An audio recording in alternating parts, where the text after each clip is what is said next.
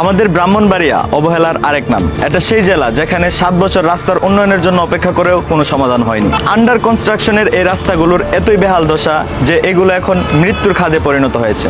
আর এই রাস্তার জন্য তৈরি হওয়া জ্যামের কথা কি বলবো, হয়তো বিদেশগামী প্রবাসী ভাইয়ের ফ্লাইট মিস, নয়তো অ্যাম্বুলেন্স নিয়ে জ্যামে বসে থেকে দেখতে হয় চোখের সামনে নিজের আপনজনের মৃত্যু। ব্রাহ্মণবাড়িয়া 38 লাখ মানুষের জেলা, অথচ আজ অব্দি একটা পাবলিক বিশ্ববিদ্যালয় নাই।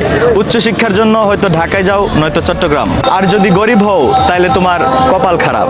একটা অবাক করা বিষয় শুনবেন, 38 লাখ মানুষের জন্য হাসপাতালের বেড হলো 250টা। আর একটা জেলার সদর হাসপাতালের পরিবেশ দেখলে আপনার বমি আসবে। একটা সুস্থ মানুষ যদি একটা অসুস্থ রোগীকে দেখতে আসে, সে অসুস্থ হয়ে বের হবে।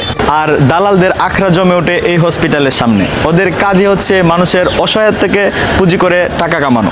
আমরা সেই দুর্ভাগা জেলার মানুষ যারা গ্যাসের খনির উপর বসবাস করেও আমাদের এলাকাগুলোতে শতভাগ ঘরে গ্যাস নেই, অথচ আমাদের এই তিতাস গ্যাস দিয়ে সারা বাংলাদেশ চলে। কথায় আছে না, অন্যের মাথায় কাঁঠাল ভেঙে খাওয়ার মজাই আলাদা। সেই স্বাদই ভোগ করতেছে অন্যরা, অথচ আমরা বঞ্চিত। আপনার কি পাসপোর্ট করা লাগবে? তাইলে আপনাকে যেতে হবে কিছু দরবেশ বাবাদের কাছে।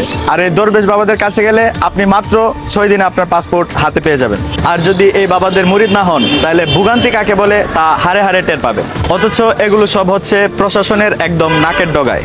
আমাদের রেল স্টেশনটা এখনো 1971 সালে রয়ে গেছে। স্মার্ট রেল স্টেশন শুনেছি অন্য জেলাতে আছে। আমাদের স্টেশনে তো যাত্রী ছাউনিতে বৃষ্টি পড়ে, বসার ভালো কোনো চেয়ার বা টুল নেই। গরমের সময় মাথার উপর ফ্যান নেই, থাকলেও 2-1টা চলে। আর নিরাপত্তার জন্য আছে নষ্ট সিসিটিভি, ঠিক করার কেউ নেই। টিকিট কাটার কাউন্টার আছে, কিন্তু টিকিট নেই। 60 টাকার টিকিট পাবেন 300 টাকায়, কারণ এখানেও আছে পীরে কামেল দরবেশ বাবা। এসব অন্যায়ের শেষ কোথায়? সুপ্রিয় ব্রাহ্মণবাড়িয়াবাসী, টান টান উত্তেজনা আর প্রতিযোগিতায় জমে উঠেছে অপার বাংলা ভিলেজ কন্টেস্ট। আর কন্টেস্টে বিজয়ীদের জন্য রয়েছে দারুণ সব পুরস্কার, ফ্রিজ, টিভি, চার্জিং ফ্যান সহ আরো অনেক কিছু। এই মুহূর্তে অপার বাংলা ওয়েবসাইটে চলছে এক নীরব যুদ্ধ।